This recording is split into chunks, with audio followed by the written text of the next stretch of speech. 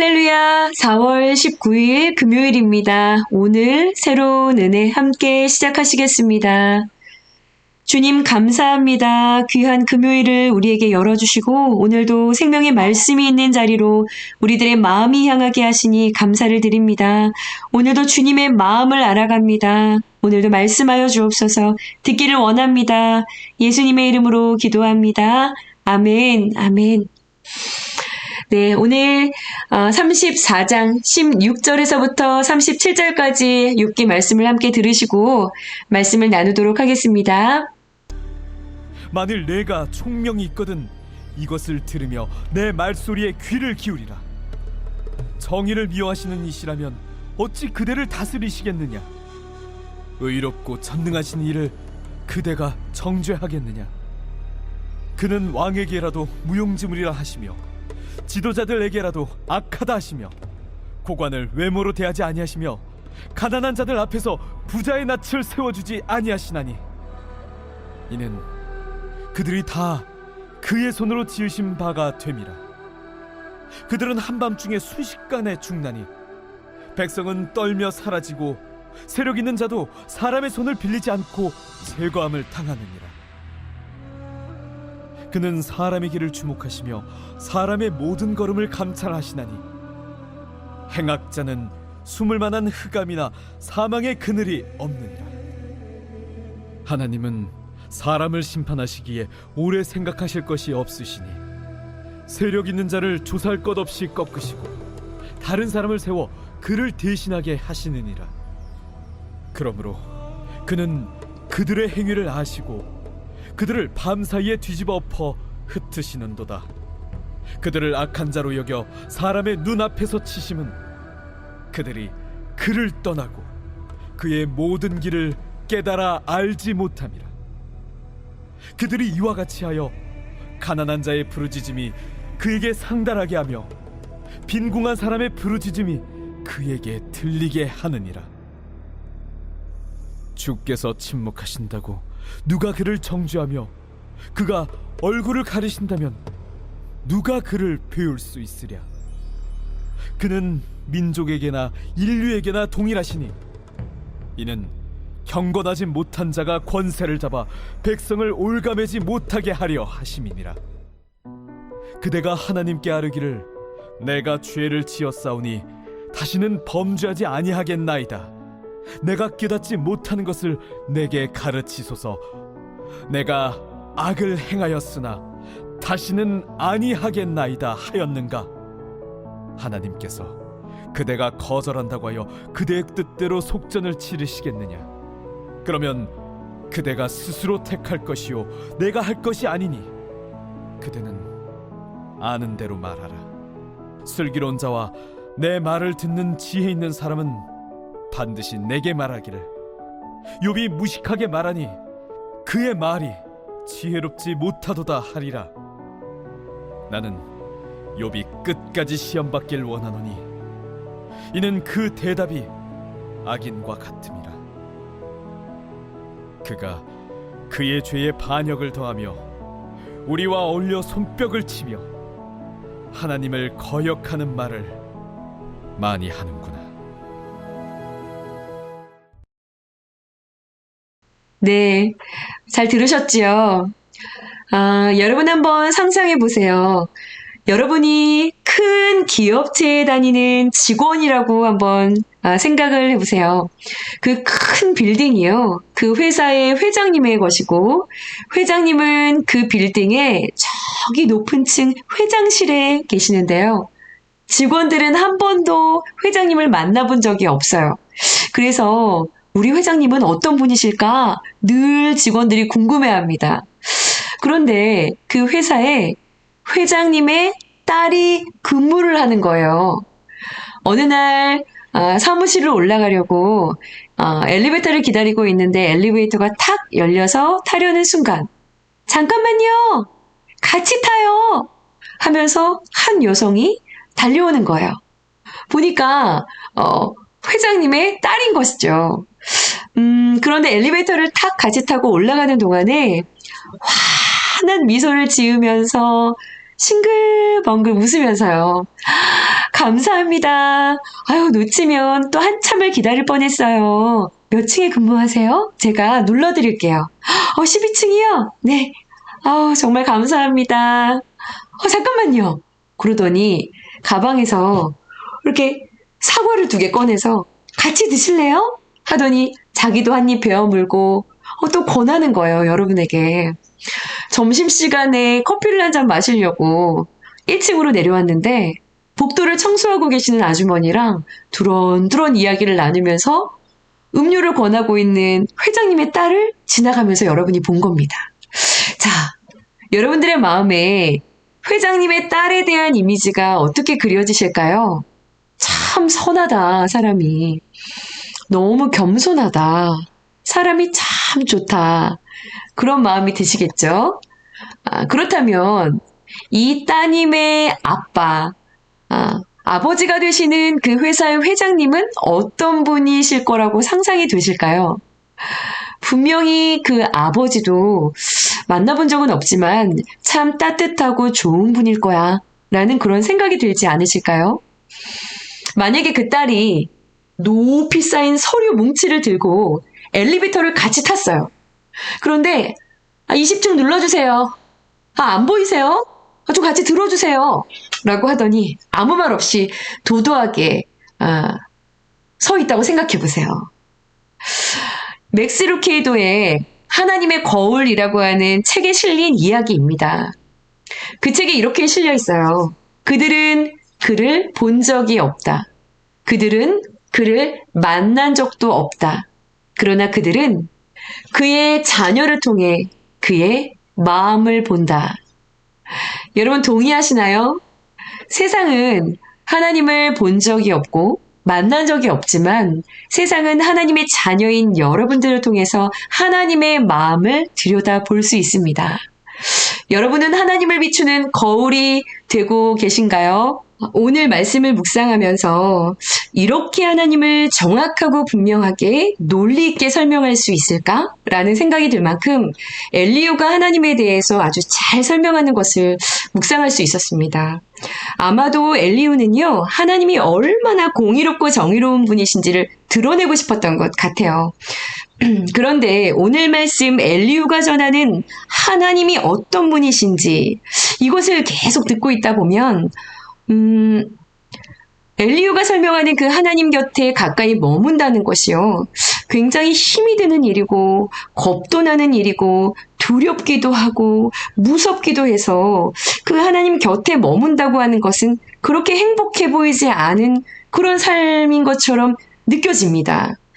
만약 우리가요, 오늘 본문의 엘리후와 같이 말하고 또 내 가까운 누군가를 이러한 자세로 대한다고 한다면 이것은 신학자로서 연구하는 데 있어서는 100점이 될 수도 있지만 하나님의 거울로서는 빵점짜리가 아닌가라는 생각이 들었어요.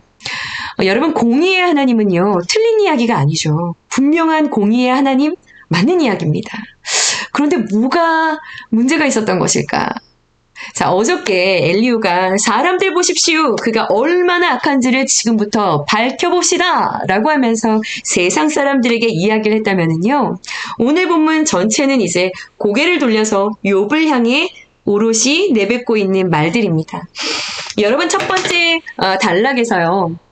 엘리후가 욥에게 이야기하고 싶었던 하나님의 속성은 17절 중간 부분과 21절에 기록되어 있습니다. 밑줄을 그어두시면 좋을 것 같아요. 17절 중간 부분에 의롭고 전능하신 하나님, 21절에 하나님은 사람의 길을 주목하시고 모든 걸음을 감찰하시는 하나님, 이것입니다.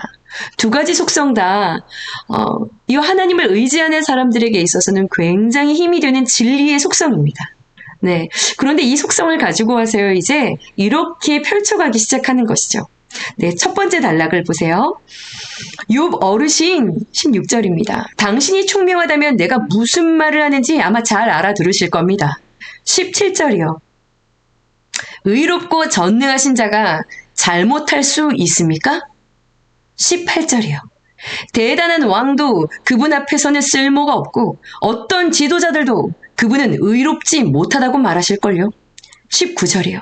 고관들도 외모를 보지 않고 부자라고 해서 가난한 사람보다 더 나을 것이 없습니다. 그들은 모두 다 피조물일 뿐이니까요. 20절이요. 그들은 한밤중이라도 삽시간에 하나님이 치시면 다 죽을 겁니다. 아무리 힘센 것이라도 하나님은 그것을 손쉽게 제거할 수 있는 분이시죠. 하나님은 의로 처리하십니다. 누구라도요. 네, 이렇게 하나님의 공의를 드러내고 있는 것입니다.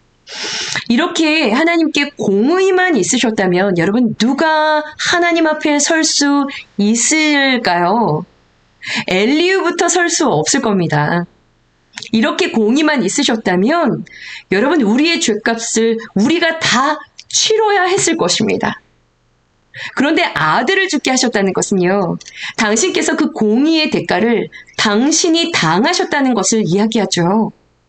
이것은요. 공의보다 하나님의 사랑이 더 컸다는 것을 이야기하는 것 아닐까요? 엘리야는 계속해서 말하고 있어요. 21절을 보세요. 하나님은 사람의 길을 주목하시고 사람의 모든 걸음을 감찰하십니다. 일거수일투족을 늘 보고 계시지요. 22절. 그렇기 때문에 행악자들은 숨을 곳이 아무데도 없습니다. 23절이요. 하나님은 사람을 심판하시기 위해 오래 생각할 것도 없으십니다. 24절이요. 그는 꺾으시고 25절. 밤사이에 다 뒤집어 엎어 모든 것을 흩어버리시죠. 왜일까요? 26절. 그들을 사람들이 다 보는 데서 치시는 것은 27절. 그들이 하나님을 떠나 하나님의 모든 길을 깨달아 알지 못하고 있기 때문입니다. 자, 엘리야는 지금 무슨 이야기를 하는 걸까요? 모든 것을 감찰하시는 하나님 앞에 욥의 숨겨진 죄악들이 지금 심판을 당했다는 것이죠. 욥이 당한 고난 역시 욥이 하나님을 떠난 악의 결과라는 것이죠. 다른 차원으로 하나님의 속성을 이야기하면서 접근을 했지만 오늘도 역시 결국 새 친구들과 똑같은 결론에 도달하게 되었어요. 게다가 여러분 마지막 단락에서는요. 아주 저주에 가까운 책망을 더하고 있습니다. 31절과 32절에 걸쳐서 이렇게 이야기합니다. 욥 어르신, 당신 하나님한테 이렇게는 말하셨나요? 내가 죄를 지었습니다. 다시는 죄를 범하지 않겠습니다. 내가 아직도 깨닫지 못하고 있네요. 깨달을 수 있도록 가르쳐 주십시오. 내가 악을 행했습니다. 다시는 안 그러겠습니다. 아멘! 하셨냐고요. 당신이 안 하고 있으니까 33절이요. 속전을 치르시겠습니까? 당신의 죄가 사해지는 일이 있겠냐고요. 용서가 있겠냐고요. 그러면 알아서 하십시오. 내가 대신할 수도 없으니까. 할 말 있으면 해보십시오. 자, 어떠신가요? 이건 정말 너무 막 뱉고 있는 그런 느낌 아니신가요? 그런데요, 여러분 여기다가 더 심한 말이 이젠 쏟아집니다. 35절과 36절이에요. 세상의 지혜자들이 다 내게로 와서 말하고 있습니다. 욥 어르신이 무식하고 지혜가 부족하다고요. 욥 어르신, 저는 개인적으로 어르신이 끝까지 시험 받기를 원합니다. 왜? 어르신의 말이 너무 악하지 않습니까? 37절이요. 당신은 죄에다가 플러스 반역까지 더하고 있는 것입니다. 오늘의 언어로 바꾼다면 여러분 이런 말을 지금 하고 있는 거예요. 회개도 안 하고 있는 당신에게 용서가 있겠어요? 하나님이 그런 당신을 사랑하시겠냐고요. 아니 도와주시겠냐고요. 그렇게 하다가 어쩌려고 그래요. 에? 그래, 당신이 죄를 인정할 때까지 그러면 벌을 받으시던가 큰일을 겪으시던가 광야를 계속 돌고 계시든가 나도 모르겠으니까 계속 그렇게 벌 받으세요. 하나님 절대 안 도와주세요. 이렇게 이야기를 하고 있는 겁니다. 여러분, 어려움을 당한 누군가에게 이렇게 이야기하고 있는 거예요. 너무하는 것 같으면서도 묵상할수록 가까운 이들에게 생각으로, 말로, 또 아프게 했었던 이게 내 말이 아니었나 라는 그런 묵상들이 되어졌습니다. 하나님의 공의로움과 하나님의 감찰하심을 드러내려다가 그만 극심한 정죄와 저주를 내뱉게 된 엘리후의 모습을 보면서 어쩌다가 이렇게까지 된 것인가. 하나님의 공의로우심과 전능하심, 그리고 그분의 감찰하시는 그 하나님의 속성은요, 여러분 다 옳은 것이죠. 다 맞는 진리입니다. 하나님의 공의로움, 전능하심, 그리고 그분이 우리를 일거수일투족을 다 세밀하게 알고 계시고 감찰하고 계시는 것. 그런데 이 진리를 가지고 와서요, 나라는 이 생각의 관을 통과하면서 하나님의 구원의 계획, 상대를 향한, 나의 가족을 향한, 어떤 지체를 향한 그 구원의 계획을요, 내가 함부로 단정을 지어버리는 거예요. 그래서 이런 저주가 섞인 말들로요, 오히려 상대방을 아프게 하고 무겁게 만들어버리는 꼴이 돼버리는 것이죠. 늘 나의 생각이 문제입니다. 여러분, 골로새서 말씀처럼요, 지식에까지 새롭게 하심을 입은 자가 되기를 정말로 원합니다. 야고보서 말씀을 보니 땅 위에 지혜가 있고요, 귀신에게 속한 지혜가 있다라고 합니다.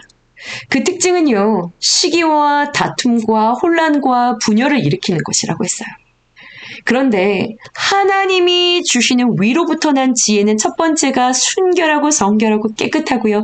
이 이야기를 전하는 동기 자체가 순결합니다. 다음으로는요, 화평을 사랑하는 것이라고 했어요.